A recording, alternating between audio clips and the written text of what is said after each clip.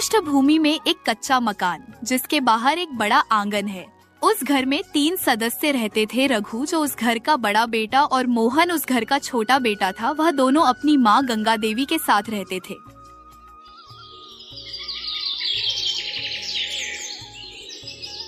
एक दिन रघु अपनी जिंदगी को लेकर बड़बड़ा रहा था। अरे यह भी कोई जिंदगी है? सारा दिन मेहनत मजदूरी में निकल जाता है और आखिर में मिलता क्या है? मुट्ठी भर अनाज। अगर ये सारी जमीन मेरी होती तो मैं राजा की तरह जीता। उसी समय छोटा भाई मोहन जो सरल और ईमानदार है, लकड़ियों का गट्ठा लेकर आता है। भैया देखो, लकड़ियां ले आया हूँ। आज चूल्हा जल्दी जलेगा और रोटी जल्दी बन जाएगी, क्योंकि लकड़ियां बहुत अच्छी और सूखी है कि लकड़ियां आग पकड़ने में समय नहीं लगाएंगी, तुरंत आग पकड़ लेंगी। अरे तुझे लकड़ियों के अलावा और कुछ सूझता है क्या? जरा सोच, अगर हमारे पास और जमीन होती तो हम इन लकड़ियों के लिए यूं जंगल जंगल न भटकते और अमीरों की तरह जिंदगी जीते और आराम से बैठकर खाते।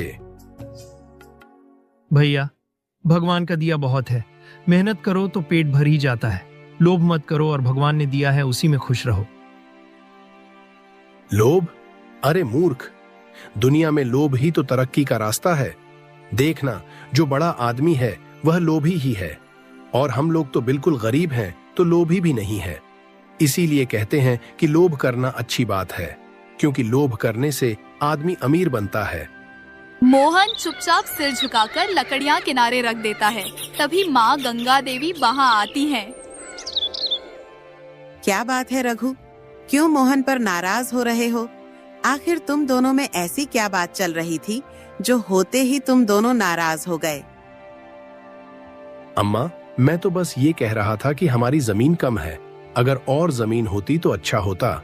लेकिन यह मोहन मेरी इस सोच को लोभ में बदल रहा है। लेकिन जो अमीर लोग हैं वह भी तो लोभ कर रहे हैं। बेटा, जमीन से पेट भरता है पर लोभ से आत्मा नहीं। संतोष ही सबसे बड़ी दौलत है और लालच और लोभ दोनों बुरी चीज है। इनके चलते आदमी गलत रास्ते पर जाता है और अपना सब कुछ गवा देता है। रघु के मन में लालच और धन की चाहत का बीज पनपता जा रहा है। गांव के बुजुर्ग और अन्य लोग चौपाल में बैठे हैं। वहाँ हलचल और चर्चा हो रही है। रघु भी वहाँ पहुँचता है। अरे सुना है कि बंसी काका ने अपनी आधी जमीन बेच दी है। शहर से कोई बड़ा आदमी खरीदने आया था और उन्होंने बंसी काका को अच्छी कीमत भी दी है और उससे बंसी काका को बहुत लाभ हुआ है। क्यों बेच दी? इतनी अच्छी उपजाऊ जमीन क्यों बेच दी? आखिर बंसी काका ने ऐसा क्यों किया? उन्हें ऐसी क्या जरूरत पड़ गई थी पैसों की जो जमीन ही बेच दी? अरे रघु, पैसा सबको प्यारा है। सुना है कि उसने बड़ी रकम पाई है। अब बंसी काका के घर में आराम ही आराम है और अब वह अपना जीवन अच्छे से बिल्कुल अमीरों की तरह बिता रहे होंगे और अब उनका जीवन ऐसे ही बीतेगा। रघु के मन में धन पाने की लालसा और अधिक बढ़ जाती है।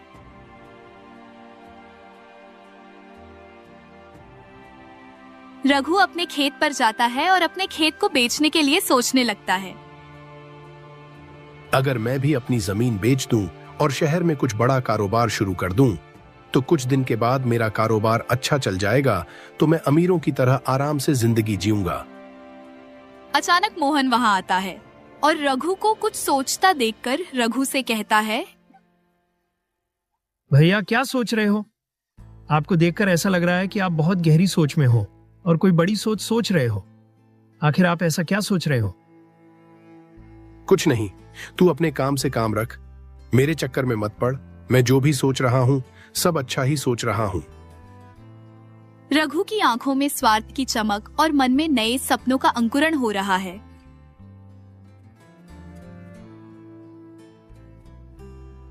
रात के समय रघु अपने घर के बाहर बंसी काका ने जो जमीन बेच दी है उसी के बारे में सोचकर खुश हो रहा था और अपने आप से कहता है, बंसी काका ने अपनी जमीन बेचकर ठीक ही किया। इतने पैसों से आराम की जिंदगी मिल जाती है और एक में ही जो कुछ नहीं कर सकता। रघु घर के अंदर जाता है तो उसकी माँ गंगा देवी उससे पूछती है, बेटा, तुम बाहर खड़े होकर क्या कह रहे थे? प्रभु बेटा, क्या तुम्हारे मन में कोई संदेह है? अगर कोई ऐसी बात हो तो मुझे भी बताओ, मैं भी तो जानूं कि आखिर तुम्हारा मन में क्या संदेह है।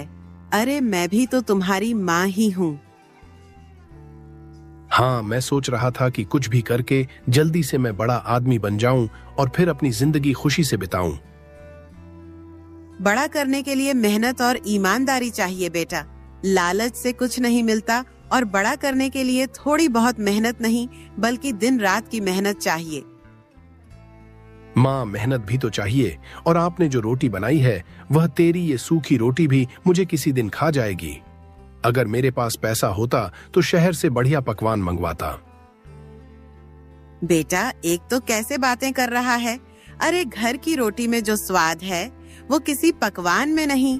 और वैसे भी यह रोटियां ज्यादा खराब नहीं है बेटा, तुम जितनी सोच रहे हो। गंगा देवी चिंता भरी निगाहों से रघु को देखती है।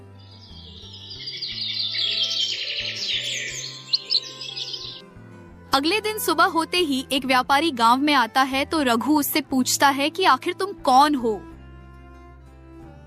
भाई, तुम कौन हो और मेरे इस गांव में सुबह सुबह क्या करने के लिए आए हो?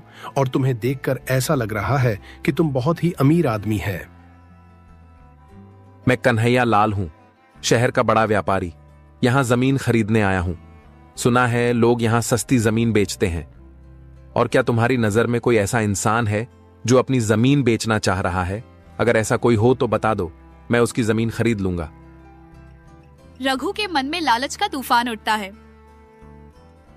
मेरे पास भी जमीन है, लेकिन इतनी सस्ती नहीं जितनी तुम सोच रहे हो, और मेरी जमीन बहुत उपजाऊ है, इसलिए अगर मैं उसे बेचूंगा तो महंगे दाम पर बेचूंगा। कीमत कोई मसला नहीं, मैं मुनाफा देखता हूं।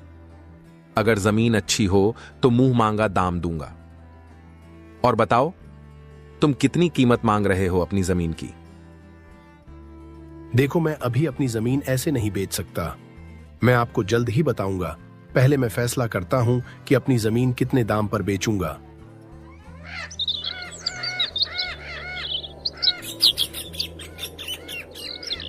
रात के समय रघु और उसके घर के दोनों सदस्य आंगन में खड़े हैं। कभी रघु उन लोगों से कहता है, मोहन, मैंने सोच लिया है, जमीन बेच दूंगा ताकि हम लोगों के पास ज्यादा पैसा आ जाएगा और हम लोग अपना बचा जीवन अच्छे से दिखा सकेंगे। क्या कह रहे हो भैया? जमीन हमारी पुश्तैनी है, उसे बेचना ठीक नहीं।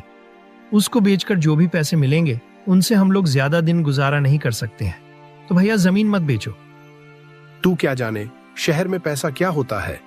मैं कोई छोटा आदमी नहीं बनकर रहूंगा, और मेरे अमीर होने का बस यह एक ही जरिया है।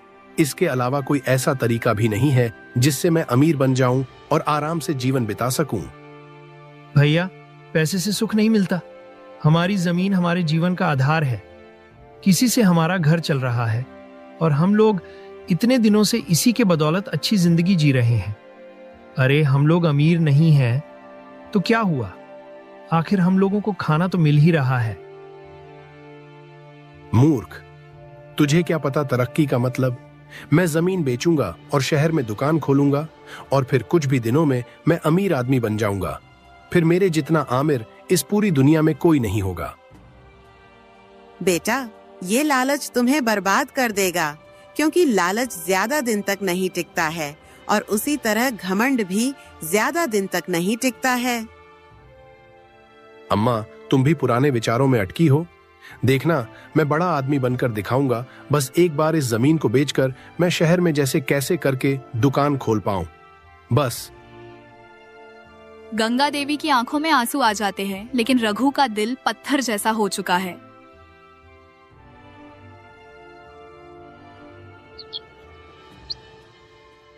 अगले दिन फिर से कन्हैया लाल उसी गांव में आता है। इस बार रघु अकेले नहीं बल्कि और के साथ में खड़े थे। तो रघु भैया, सोच लिया ना, जमीन बेचनी है या नहीं? अगर तुम्हें सच में अपनी जमीन बेचनी है तो बताओ, मैं तुमसे बात करूं। नहीं तो मैं कहीं और जाकर किसी दूसरे की जमीन खरीद लूंगा। हाँ साहब, मैंने तय कर लिया है। क्योंकि जमीन पर काम कर पाना मेरे बस में नहीं है, इसीलिए मैं इस बेच ही दूंगा। और ऐसा नहीं है कि मेरी जमीन उपजाऊ नहीं है, अरे मेरी जमीन बहुत ज्यादा उपजाऊ है। भैया एक बार और सोच लो, हमारी जमीन ही हमारी पहचान है, उसे बेचना ठीक नहीं। आपको अगर इसे बेच दिया तो पता नहीं आगे हम लोगों को शायद दर दर की ठोकरें खानी पड़े। अरे रघु, पागल हो गया है क्या? पुश्तैनी जमीन यूं ही बेच देगा? मोहन बिल्कुल सही कह रहा है कि वह तेरी जमीन बहुत ही उपजाऊ है और बेच देने के बाद शायद तुझे दर दर की ठोकरें खानी पड़ेगी। मैंने फैसला कर लिया है, कागज तैयार करिए, बस मुझे आप अपनी जमीन बेचनी ही है। ये लो पूरे 50,000 रुपए। अब ये जमीन मेरी है और अब तुम्हारी उस जमीन पर तुम्हारा कोई हक नहीं रहा है। रघु रुपए देखकर खुश हो जाता है, लेकिन मोहन की आंखों में उदासी छा जाती है। भैया क्या कर दिया आपने? ये पैसा कुछ समय का है, लेकिन जमीन हमेशा के लिए चली गई। हे भगवान, अब पता नहीं आगे क्या होगा। तू चिंता मत कर, अब मैं शहर में जाकर बड़ा आदमी बनूंगा। ये पैसा हमारी तकदीर बदलेगा और अब हम लोग जल्द ही अमीर आदमी बन जाएंगे।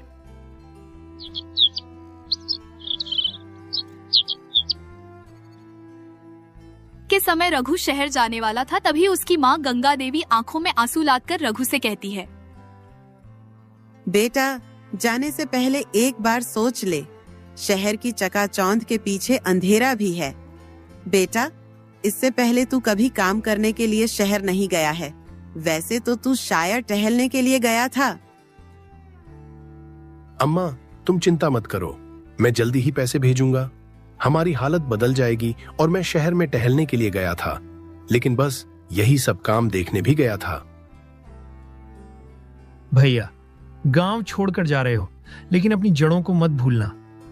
अब आप शहर जा रहे हो तो हम दोनों लोग आपके बिना तो रहेंगे, लेकिन आपके बिना हम लोगों का अच्छा मन नहीं लगेगा।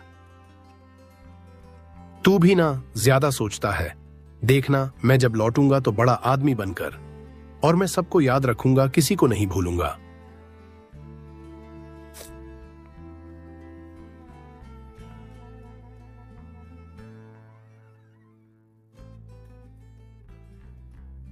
रघु शहर में पहुंचता है। तू देखता है वहाँ सब कुछ अलग है। यहाँ तो सब कुछ अलग है, लेकिन मैं हार मानने वाला नहीं। कारोबार शुरू करूंगा और बड़ा आदमी बन जाऊंगा। मैं छोटा आदमी बनकर गांव नहीं लौटूंगा।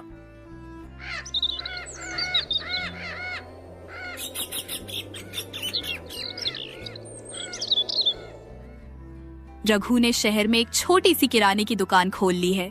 दुकान पर कुछ ही सामान है। रघु ग्राहकों की प्रतीक्षा में बैठा है। बाहर सड़क पर शोरगुल है। शुरुआत छोटी है, लेकिन धीरे धीरे बड़ी दुकान बनेगी।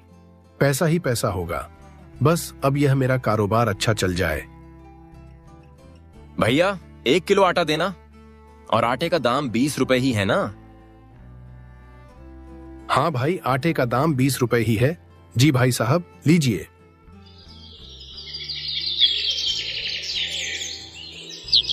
कई दिन बीत जाते हैं। दुकान में ग्राहक कम ही आते हैं। रघु के पैसे तेजी से खत्म हो रहे हैं। इतनी जल्दी आधे पैसे खत्म हो गए। अगर ऐसे ही चलता रहा तो क्या होगा? और अगर पैसे जल्दी खत्म हो गए तो मैं अमीर आदमी नहीं बन पाऊंगा और गरीबी में ही मर जाऊंगा। उसी समय एक स्थानीय दुकानदार हरीश दुकान के सामने से गुजरता तो वह रघु के पास आता है। अरे भाई, नए हो क्या यहाँ? और शहर में मैंने तुम्हें पहले कभी नहीं देखा। हाँ भैया, गांव से आया हूँ। कारोबार जमाने की कोशिश कर रहा हूँ, लेकिन अभी मेरे पास ग्राहक ही नहीं आ रहे हैं। कई दिन हो गए, तब एक ग्राहक आया था। तब से मैं ऐसे ही खड़ा हूँ। यहाँ जमने में बरसों लगते हैं। बड़ा धंधा करने के लिए बड़ी पूंजी चाहिए और बहुत मेहनत चाहिए। तुम में साहस होना चाहिए और ईमानदारी, क्योंकि यहाँ के आदमी बहुत कम लोगों पर भरोसा करते हैं। मुझे भी बरसों लग गए कारोबार को संभालने में, तब जाकर अच्छा और भरोसेमंद आदमी बन पाया हूँ। क्या मतलब? मैं भी तो पैसे लगाकर आया हूँ, और क्या मुझे भी परसों लग जाएंगे? हाँ भाई, शहर में छोटे दुकानदार की कोई कीमत नहीं। यहाँ या तो बड़ा खेल खेलो या फिर मजदूरी करो। हरीश आगे बढ़ जाता है। रघु की आंखों में निराशा का बादल घिरने लगता है। रात के समय रघु अकेले एक झोपड़ी में बैठा है और खुद से कहता है, अम्मा ठीक कहती थी, संतोष सबसे बड़ी दौलत है। मोहन भी सच कहता था। जमीन हमारी पहचान थी, लेकिन मैंने किसी की बात नहीं मानी और अपनी जमीन बेच दी, और अब यहाँ मेरा कारोबार भी अच्छा नहीं चल रहा है। वह पुरानी यादों में खो जाता है। गांव का आंगन, मोहन का हंसता चेहरा और माँ की ममता उसकी आंखों के सामने तैरने लगती है। उसकी आंखों में आंसू आ जाते हैं।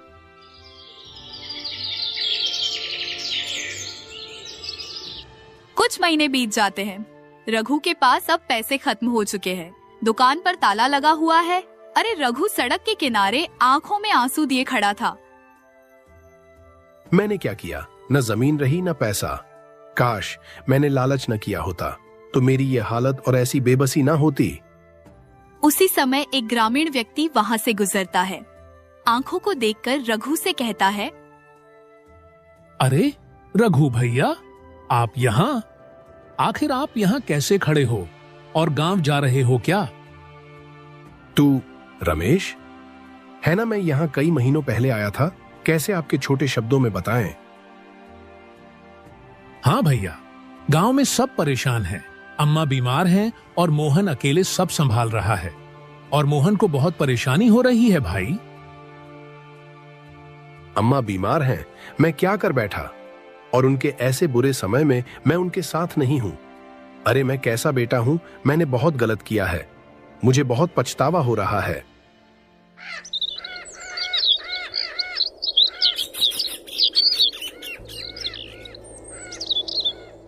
आकर अपने बचे कुचे पैसे इकट्ठे करता है और गांव लौटने का निश्चय करता है। मुझे अम्मा के पास जाना होगा, मोहन से माफी मांगनी होगी। लेकिन मैं काम तो ऐसा किया है कि मुझे छोटा बच्चा तक माफ ना करे, लेकिन वह मेरी अम्मा है और वह मेरा भाई है, शायद माफ कर देगा।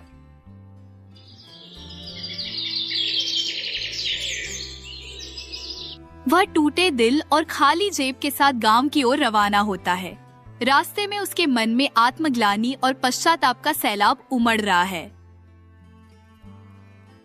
रघु गांव पहुंचता है तो उसे रामलाल मिल जाता है और रामलाल रघु से कहता है, अरे ये तो रघु है, लौट आया। क्या हुआ रघु? बड़े आदमी बनने का सपना पूरा नहीं हुआ? भाई गलती हो गई, लालच ने सब कुछ छीन लिया और शहर में मेरा काम बिल्कुल भी नहीं चला। भाई हमने तो पहले ही कहा था कि जमीन न बेचो, पैसा सब कुछ नहीं होता, लेकिन तुमने मेरी और अपने घर वालों की बात नहीं मानी। रघु घर पहुंचता है तो बैठी है और मोहन पास में ही खड़ा उनकी देखभाल कर रहा है। मोहन रघु को देखकर बहुत खुश होता है और रघु से कहता है, भैया आप वापस लौट आए हो। अरे देखो ना, माँ की तबीयत बहुत खराब रहने लगी है। हाँ भाई, मैं वापस लौट आया हूँ और अम्मा माफ कर दो। लालच ने मेरी आंखें अंधी कर दी थीं, लेकिन आप मुझे अपनी गलती का पछतावा हो रहा है। अम्मा। बेटा, लालच ने तुझे अंधा कर दिया था, लेकिन ये अच्छी बात है कि तूने अपनी गलती मान ली। मुझे खुशी हुई कि तुझे अपनी गलती का एहसास हुआ। भैया माँ आपकी राह देख रही थी। मैंने तो उम्मीद ही छोड़ दी थी कि आप लौटेंगे। भैया आप घर में बहुत अच्छा लग रहा है। मुझे माफ कर दे मोहन, मैंने तुझसे बुरा बर्ताव किया, जमीन बेची और सब कुछ खो दिया, लेकिन अब मुझे बहुत अफसोस हो रहा है। भैया कोई बात नहीं, जो हुआ सो हुआ, परिवार से बढ़कर कुछ नहीं। अम्मा, अब मैं कभी लालच नहीं करूंगा। मेहनत से ही जीवन संवरेगा। और अब मैं पूरी तरह से बदल गया हूं। पहले वाला रघु लालच में डूबा था, लेकिन अब मैं मेहनत में डूबूंगा।